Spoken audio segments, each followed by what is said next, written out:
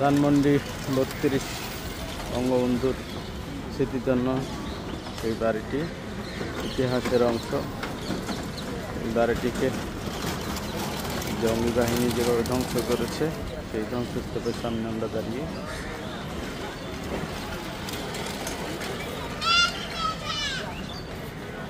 ইতিহাসের এই অংশটুকুকে যারা ধ্বংস করেছে একদিন বাংলার মাটিতে তাদের বিচার হবে।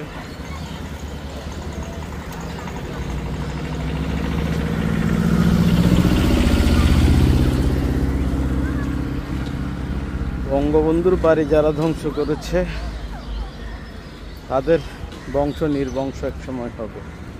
বাংলাদেশের মানুষই তার প্রতিদান। এবং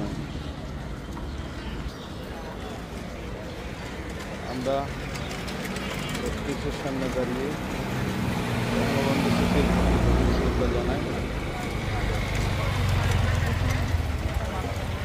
এই বাড়ির প্রতিটি ইট পাথর একসময় যে বাংলাদেশের মানুষের স্বাধীনতার স্বপ্ন জাগিয়েছিল, এই ইট পাথর একদিন তার প্রতিশোধ নেবে।